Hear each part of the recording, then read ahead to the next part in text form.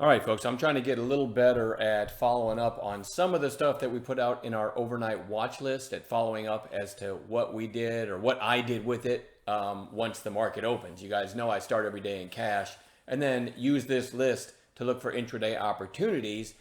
On the video last night, or at least on the charts I posted on social media, I had said CUTR was my favorite potential for today. So I had some people hit me up on social media like, hey, CUTR sucks today, blah, blah, blah. I don't know if they're blaming me or if they're just trying to make conversation about I had higher hopes for it, whatever, right? But I'm just going to show you. I took this over the 5-minute high right there. I don't know if I would have called that A+, but we had the red to green that some people use, which is yesterday's close, and then yesterday's high, and then the day before that's high, stacked above. We call that stacked catalyst. So I'm thinking if we break the 5-minute high, we might go boom, boom, boom like dominoes and rip. All right.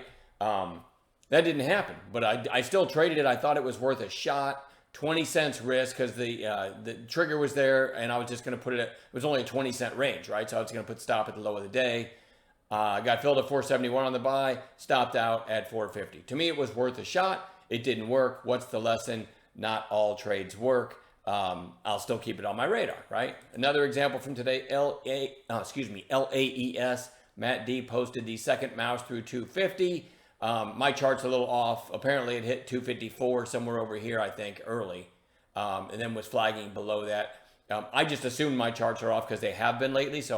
And Matt's a great trader, so I went ahead and jumped in on the 250 break. I actually got filled at 250. Sold some into what we call upside shape. The bulk of the rest of my shares actually at 290. So that was a neat little trade.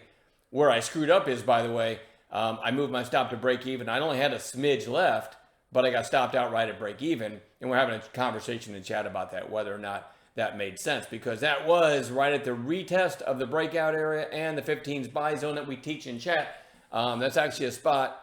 If I wasn't in it, I would have been buying. I hate selling the last little bit at a spot where normally I'd be buying, but I also don't want to get into